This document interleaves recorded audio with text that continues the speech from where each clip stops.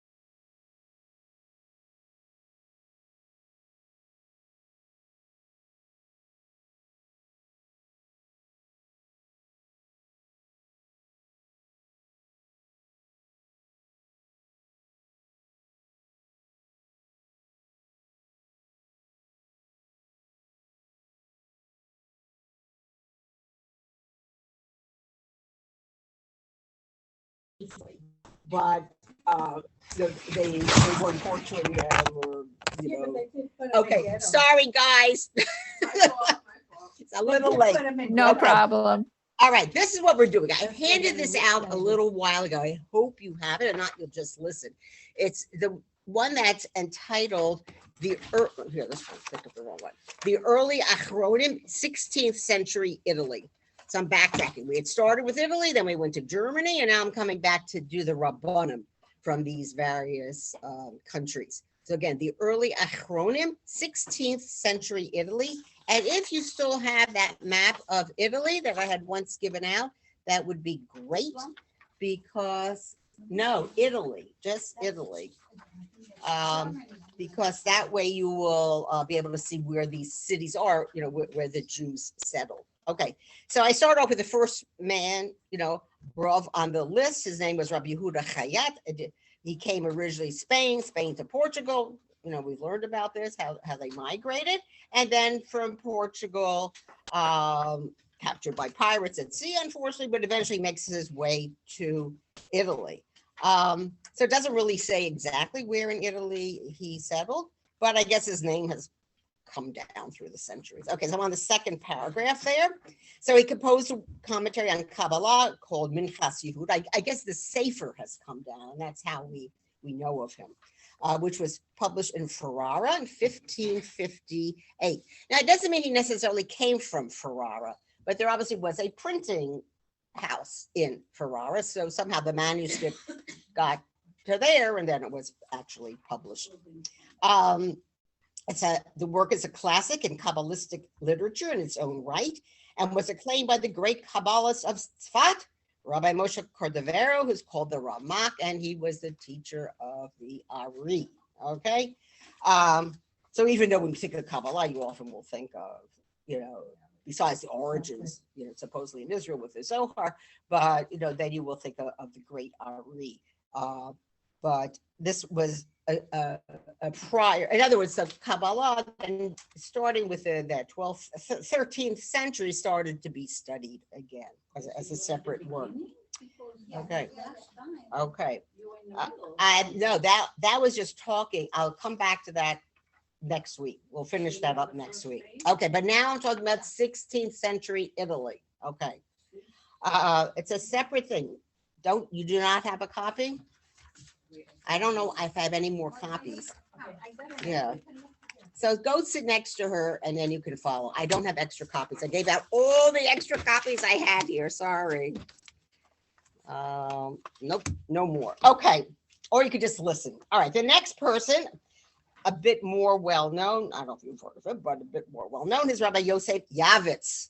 And we do have his dates. I can't see from so far. It says he lived from 1435. So you see, we're going back a bit into the 15th century, but they lived into the 16th century. He dies in 1507. Again, here's somebody who's a Spanish Portuguese origin. He originated in Lisbon, Portugal, where he became acquainted with both Rabbi Yosef Chayon and Don Yitzchak Barbanel, all right, who were living at that time period. We're not talking about them. I'm just mentioning their names. And following the Spanish expulsion in 1492, he first sailed to Sicily. You see where Sicily? It's an island off of southern Italy. All right. That's where the mafia comes from, right? That's what I always think. That's why I associate Sicily with. All right. But later he went to live in Mantua. Is Mantua on this map? Way up in the north. Okay. That's Mantua. And I told you a lot of the reason is because the Spanish took it over. So that's why and why they do with the Spaniards anymore. So they moved northward. There he devoted his energy to consoling and giving spiritual direction to the Spanish exiles who were arriving in Italy in great numbers. Italy, it has a combination of several people. First of all, it has Jews who went there already of the expulsion when the Jews went into exile after the Churban Bayit Sheni, the second temple, when that was destroyed. So remember, Jews were taken as slaves, whatever they found. There were also Pidyon Shivulim in Italy. There were Jews living there, possibly even from Shlomo's time, but it's a very small community. And then there are Jews, we call them Romaniot, has nothing to do with Rome. It's just that they had lived actually under the Eastern Roman Empire. And that's how they got their name Romania. They were really Greek-speaking Jews. And some of them might have gone there also. Then there's a migration from Germany, especially you can see those northern towns, right? It's close to the German border. When times were bad in Germany, they moved to Italy. So it was like a conglomeration. And then we have this influx of Spanish, Portuguese, Jews there, right? So I remember, I think I mentioned to you, I know if you're in this city of Rome, where what's called the ghetto, it was the ghetto, now no more walls, you'll find different types of shuls in there because they each were servicing these different people who came from different places. Okay. All right, next paragraph. So with Rabbi Yosef Yavitz, a strong opponent of philosophy, he knows you would not like to have liked the Rambam at all. He turned to the Talmud and Kabbalah for all authentic religious instruction.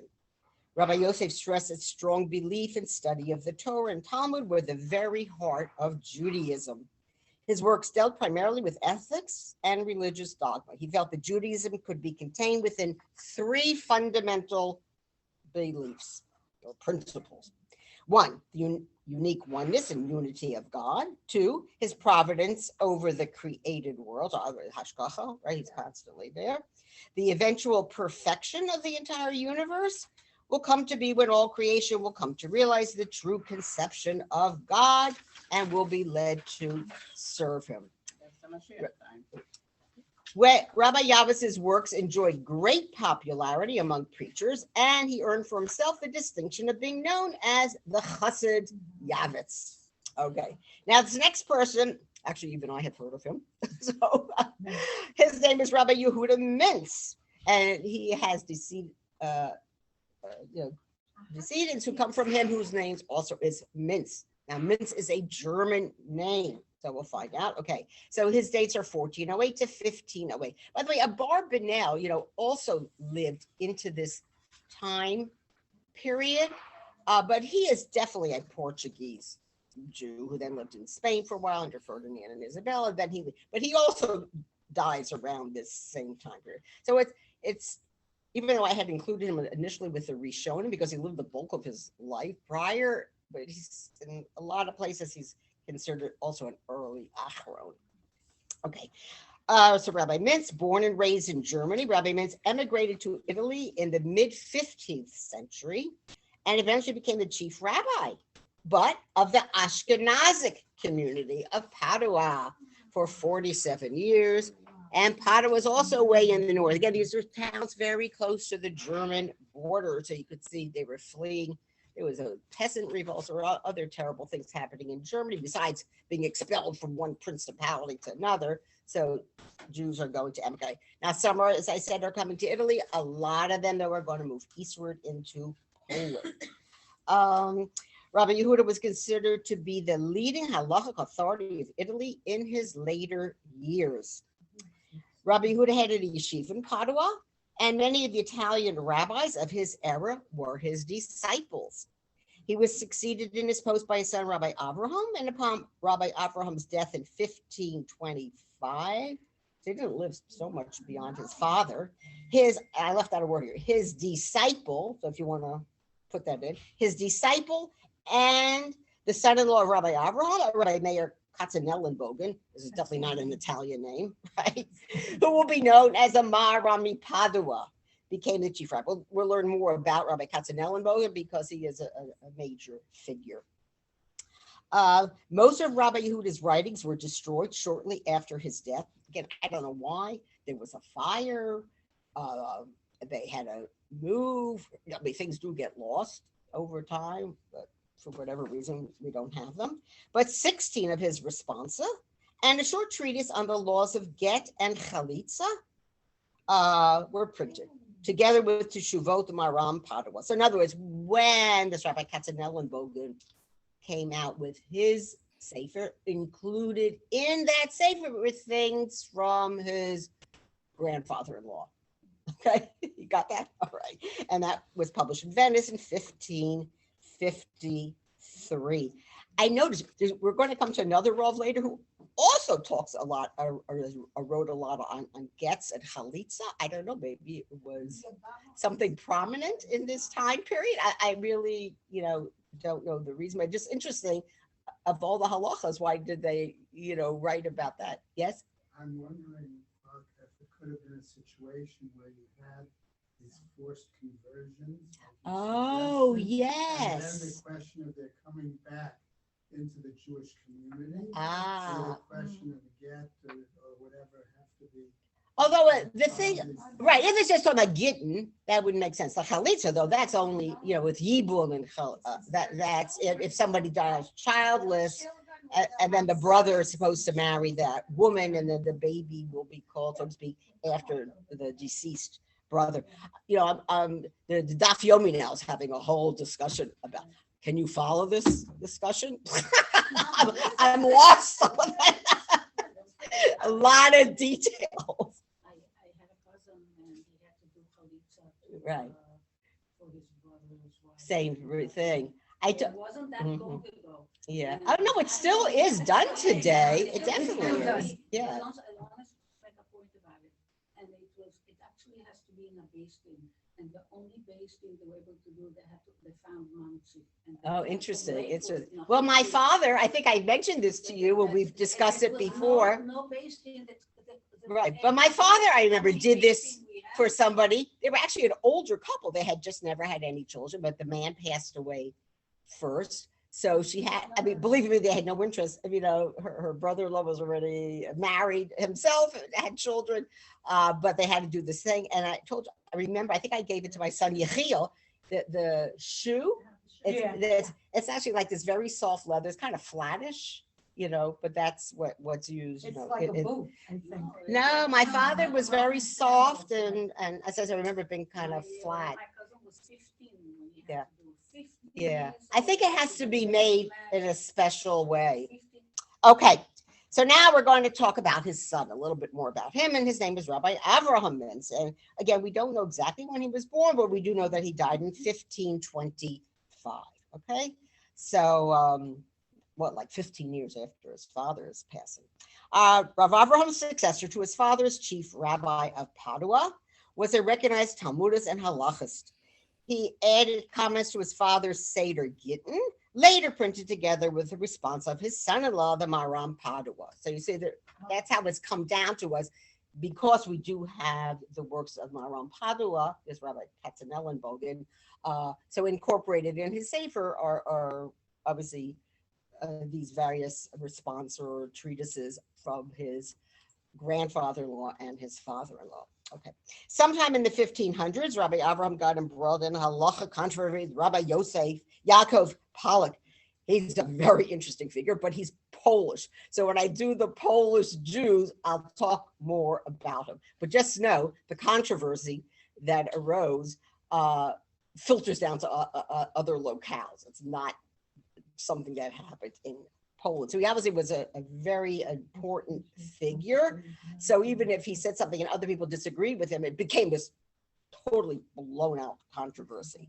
I'll explain what I know, but remember Shiloh to Teshuvot were going back and forth all the time. They were always in communication with Jews. And I guess this Rabbi Pollock is a really very famous figure, very renowned, very well known. Obviously, they were familiar with his works.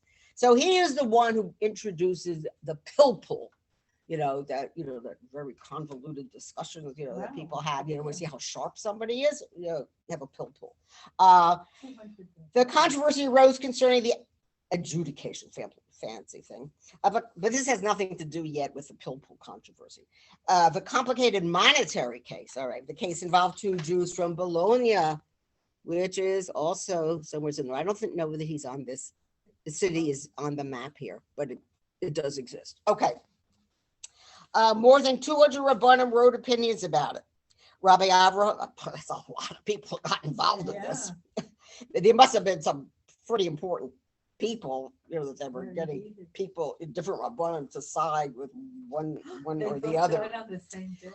More than 200 Rabbanim wrote opinions about it. Rabbi Avraham and Rabbi Yaakov Pollock took opposite stands on the matter, and the exchange of letters between them became very heated. Ironically, both Gedolim died on the self-same day. For example, if you know your American history, but Thomas Jefferson and John Adams did not like each other one iota, but they died on the same day, right? I mean, John Adams was considerably older than Jefferson, but just interesting. Okay, another individual. He actually is also fairly well known. His name is Rabbi Eliyahu Bachur.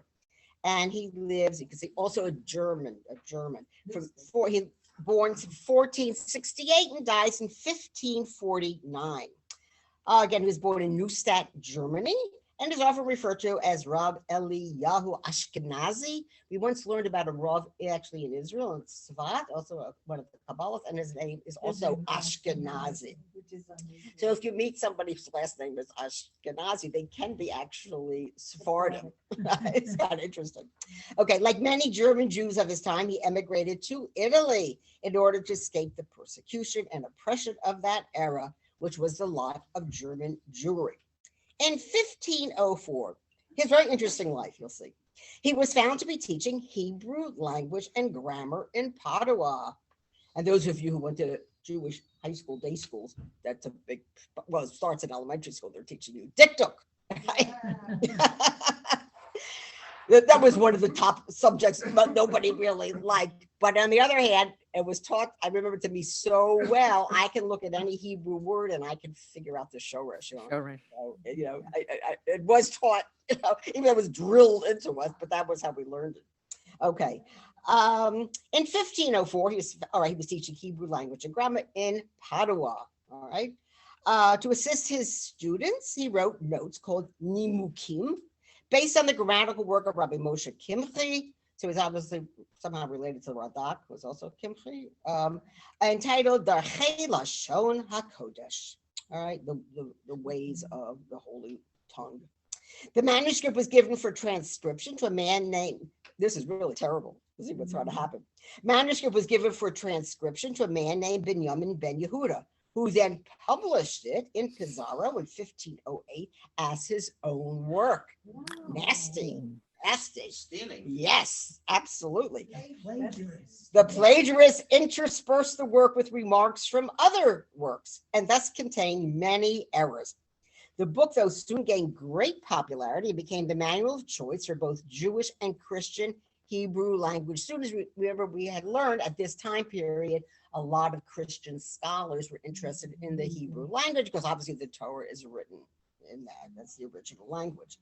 In 1546, almost 40 years after this, Rabbi Eliyahu published a corrected version of the book in Venice. Again, after 40 years, the work was finally attributed to its rightful owner. I can't imagine how he felt. I mean, that's really terrible. Here he devoted, all this time and effort to writing this book, and then, he gave it to somebody else, and then that person put his own name on it. Really, it was terrible. Rabbi Eliyahu soon gained a reputation as one of the foremost Hebrew grammarians, and his lucid and concise style endeared him to all students of Hebrew. The Renaissance had brought with it a renewal of interest in the classical languages. We talk about this, we'll start in the Christian society, but Jews also then become involved, Hebrew included, and Rabbi Eliyahu's works were in great demand among the Christian intelligentsia. Yeah. When we had talked about just the history of the Jews, and really we focus on this fact that they were very keen to learn Hebrew. Not believing me, they didn't want to adopt Judaism. They just, wanted to know the original language in which what they call the Old Testament was written.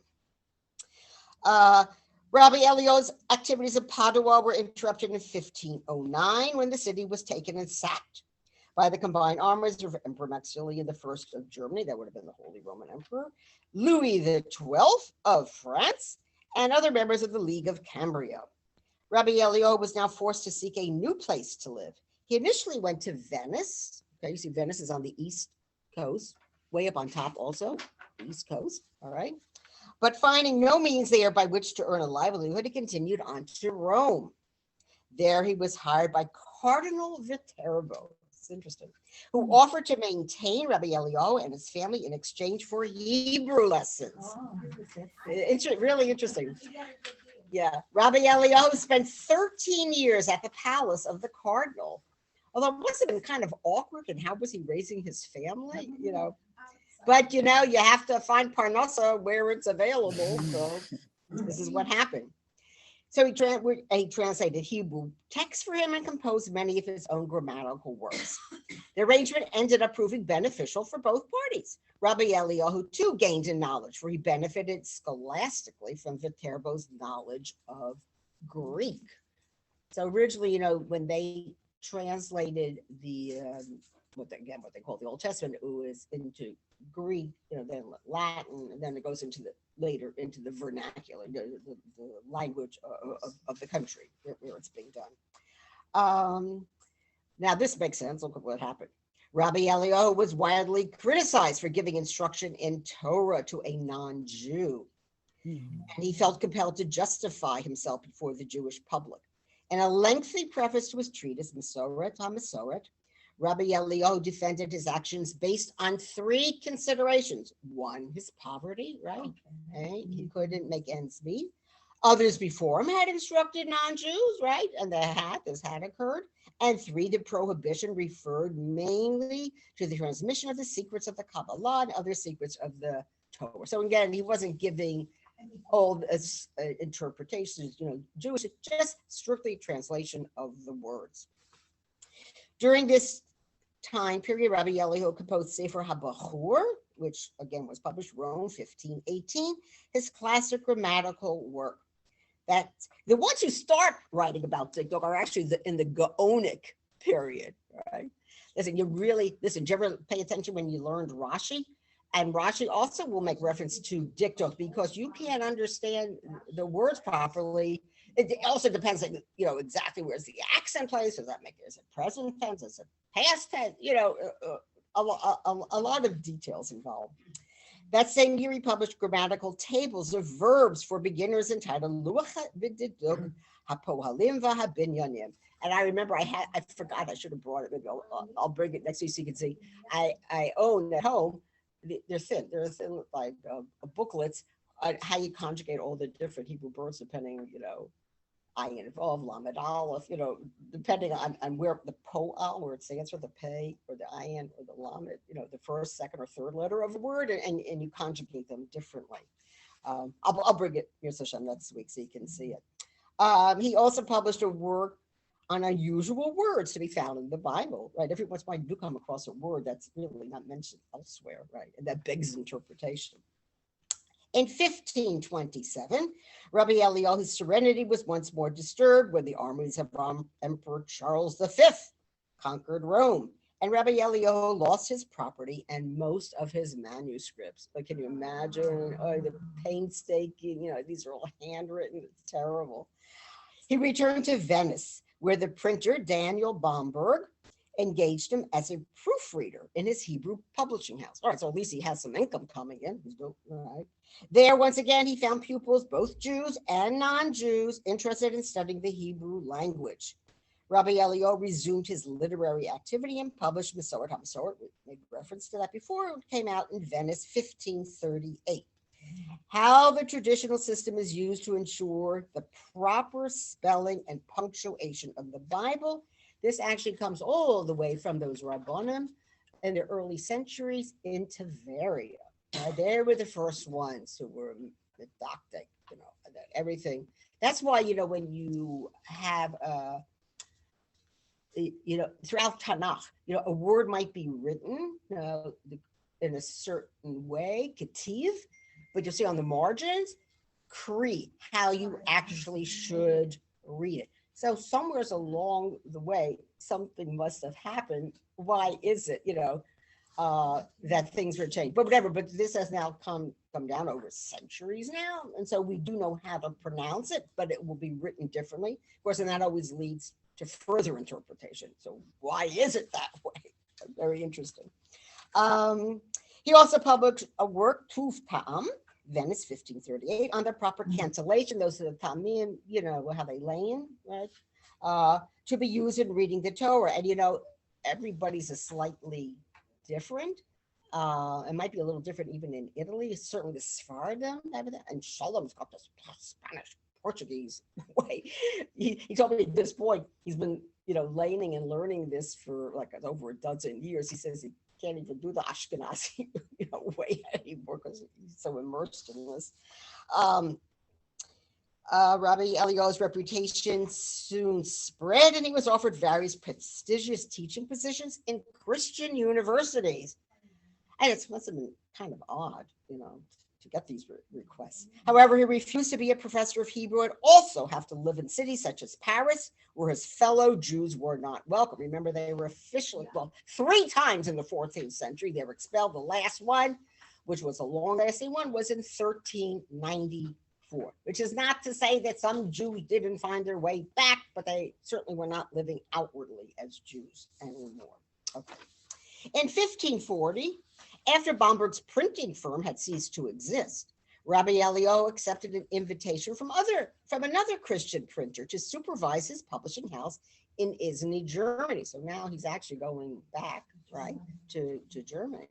There he published Sefer Tishbi, a dictionary containing 712 previously undefined words used in the Talmud. Okay, so now a Talmudic dictionary, and the Midrash. He also wrote Sefer Maturgaman, that means translated, 1541, a concordance and dictionary of Aramaic words found in the various Targumim, right? That would be like, Targum Onkelos, Targum Yonatan, or whatever, okay. In both these works, Rabbi Eliyahu sometimes used German or Yiddish translations. So Yiddish is starting to become a prominent language, making this the first instance where the Yiddish language appeared in scholarly works. So before it became the language of the common folk, but was never used on a higher level. After returning to Venice in 1544, so again, he lived for 4 years in Germany, Rabbi Eliyahu published a correct edition of his notes to the Michlol and Sefer HaSharashim of the Radak. but that was in the year 1546. He was especially appreciated by non-Jewish Hebraeus, well, we already know, right? He dealt with them. And many of his works were translated into Latin and other languages. Rabbi Elio was also the first to print secular material in Yiddish, and thus I should put in the word he, and thus thus is considered, right, to be the father of Yiddish literature, which of course will only have its blossoming, later 19th century, Poland, Pale settlement area. In 1541, he wrote Bava da Anton, a paraphrase of a popular Italian chivalric novel, later printed as Bava Buch, thus originating the Yiddish expression Baba Baisa. Isn't that interesting?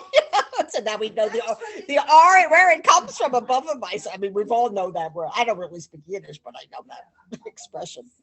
Rabbi Eliyahu also translated sections of the Tanakh into Yiddish. So again, this is now the vernacular, because that's where most of the people at the time were speaking. Okay, now you're going to come to somebody who I think you know, especially if you've learned the Torah. With, like a Mikros Gedolos, which includes many Meforshim, and one of them is Sephorno. Okay, Rabbi Ovadia Sephorno. He lived from 1470 to 1550. Rabbi Ovadia, aside from being a proficient Torah scholar and halachic authority, was also a physician. You notice a lot of them, that's their profession. It's already in Spain, even the Onim in that time period, some studied medicine. I don't think they had medical schools, although some medical schools I think are quite ancient, do go back a long, long time. And they studied medicine and other disciplines. Okay, while in Rome. Okay. And he also instructed the humanist Johann Ruchlin. I mean, I had learned about it, perhaps you hadn't, in the Hebrew language and grammar. Rabbi Ovadia lived in Rome for a long time, where he also made the acquaintance of David Haruveni, well, that infamous character. He was actually a charlatan, the one who was going to convince everybody that they should, pick up and go to Israel, all right? And he tried to get the government to back it, the emperor, until he was eventually put to death. That was in 1524. Later, he settled in Bologna, where his younger brother lived. There he supported himself by practicing medicine, as well as officiating as a dayan in the local Beis Din.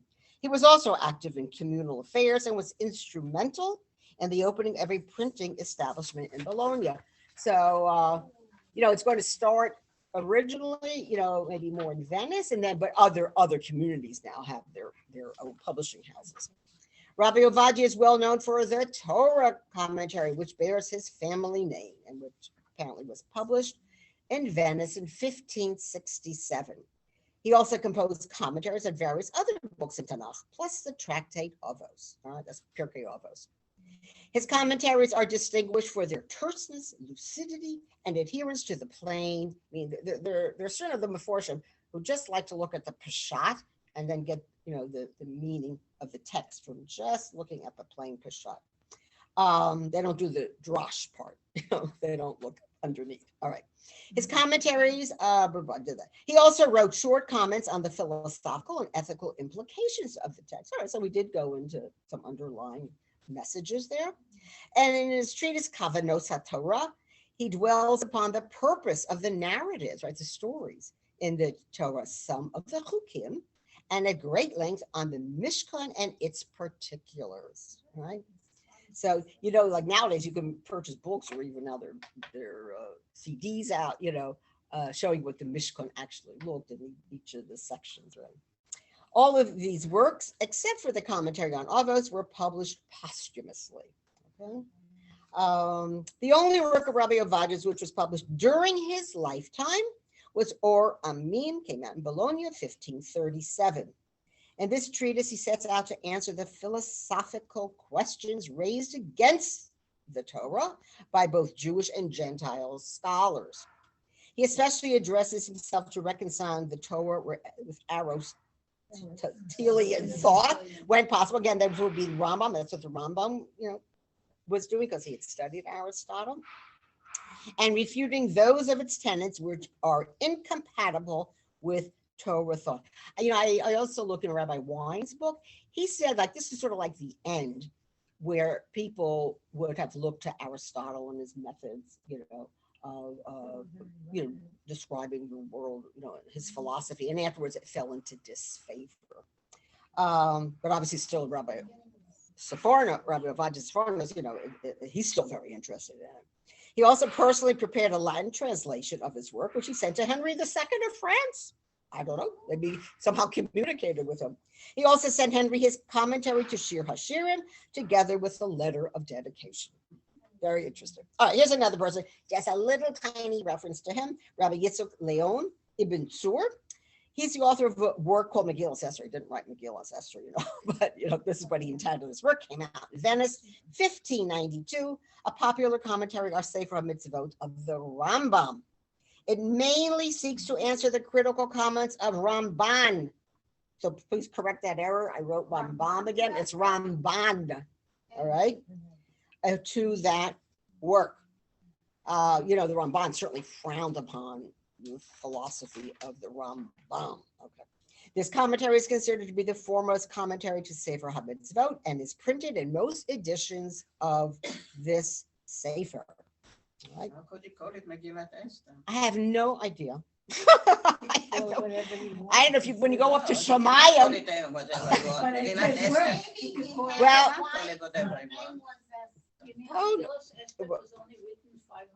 no, that's what I'm saying.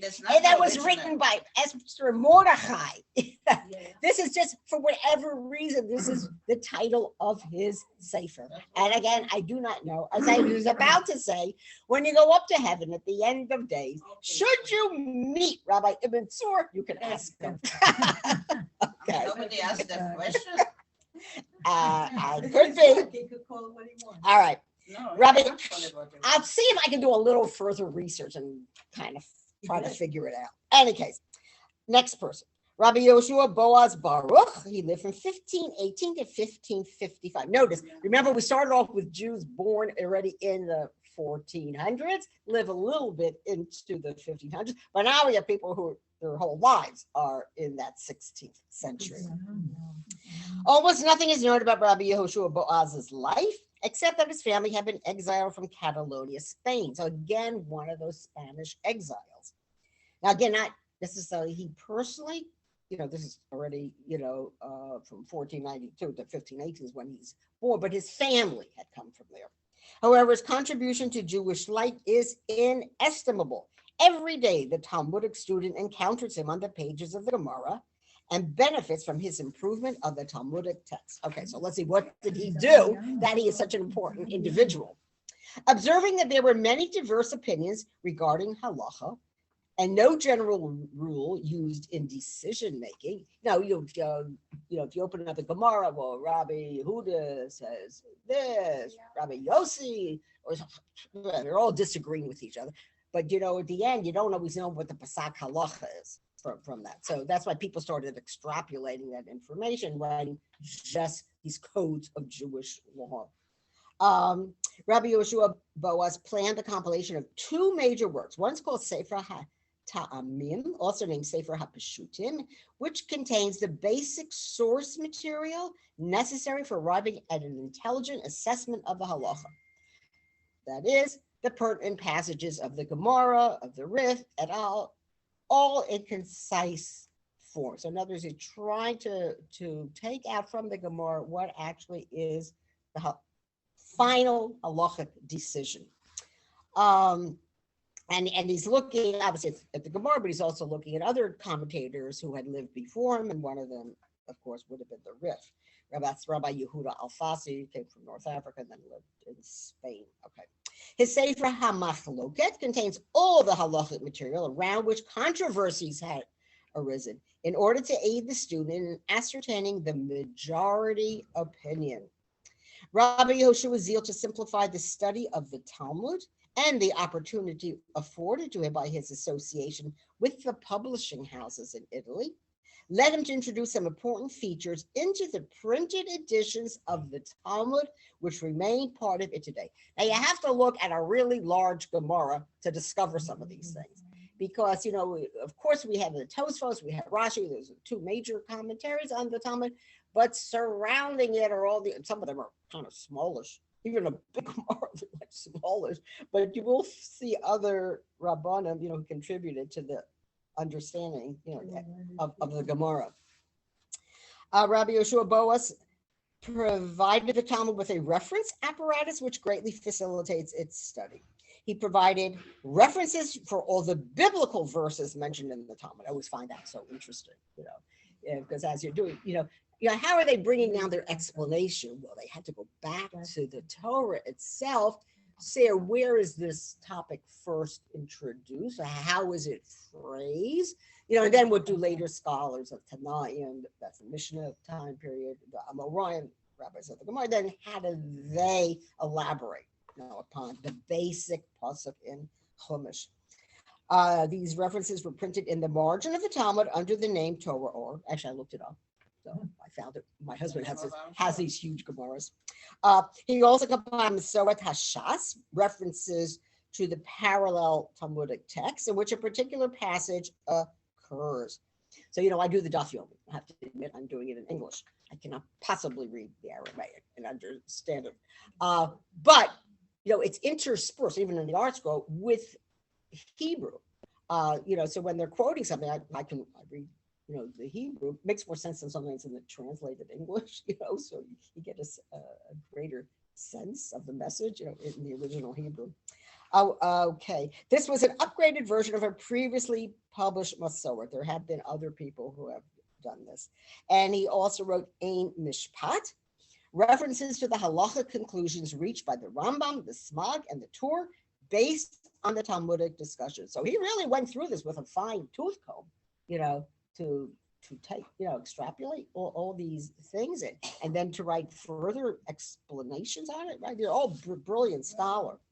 The latter two works were also printed in the margin of the Talmud page and then were printed in every subsequent edition. Rabbi Yeshua also compiled a halachic index to the Talmud called Chikur Halacha. That's good. Now we have an index. That's even easier. Arranged according to the system of the Rambam's Mishnah Torah. So it's not alphabetical, but arranged how the Mishnah Torah is written. Printed only once in the Sabioneta edition of the Rif, 1555. They're different editions. The one that we have today that the Bachram study in Yeshiva would be the Vilna edition. Okay. In addition, he introduced the division of Rosh and Mordechai into numbered paragraphs. Again, these are other people who just wrote interpretations of the Gemara, so that these important poskim could be referred to accurately. Prior to this, references to these poskim had been by chapter only, making it difficult to find the cited passage. All right. In Sabioneta, I don't know if that town is on here. No, but okay, but that's the name of a town. In 1553, Rabbi Yoshua Boas undertook to direct the publication of a new, improved edition of the Talmud. So it took a while until it finally, is in that Vilna edition, which again is used today, with many important features, but only one tractate, Kedushin, was published. Shortly after the publication of this volume, Pope Julius III pronounced a ban on the Talmud in August 1553, and further publication of the Talmud in most of Italy was halted. So you're going to see then works are going to be published more in Poland. That's what's going to happen. Rabbi Yeshua died soon after during the publication of the Sabioneta edition of the Rif. Okay, it's hard to absorb everything, but just know that everybody contributes something to our understanding of either, the Torah, the Tanakh, or the Gemara. Yes. Let's see, what are his years again?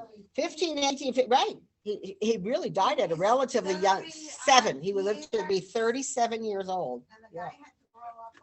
Yeah, but whatever. Look at how prolific he was. Yes. You know, obviously this was a brilliant young man, and look how I told you he is to be found again on the margins, but in a very large Gemara. Okay, now we're going to come to one more person.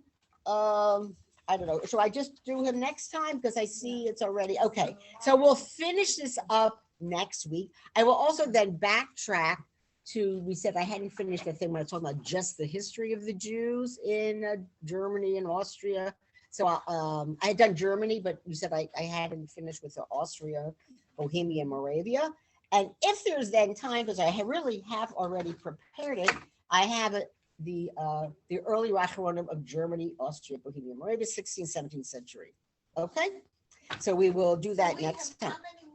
Just one more. No, one more. So to be continued. What can I tell you? Yeah. Yeah, I know. It's like, wow, how did those months go by so quickly? It's, you know, kind of amazing. So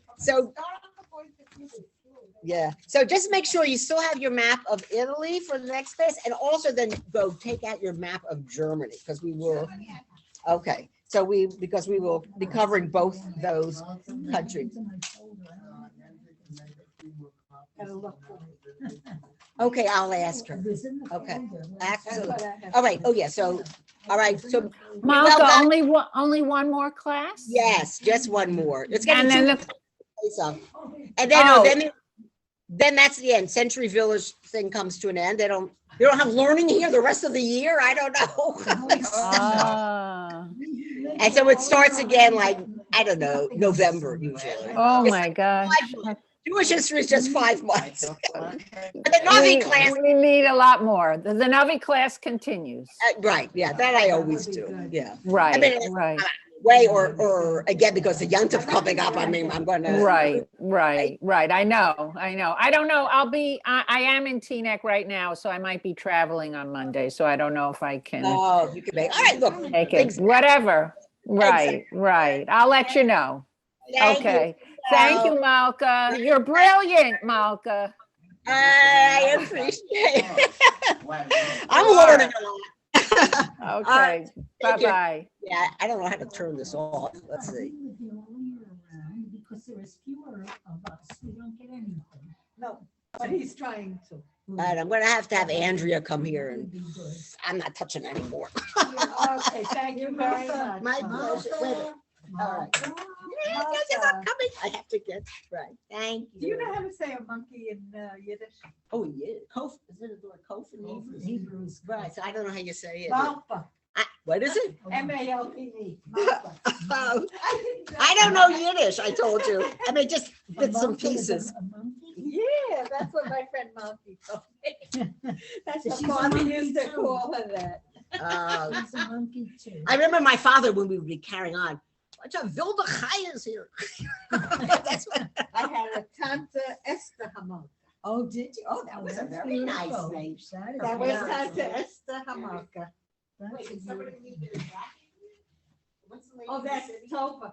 Tova. But is there another class here now?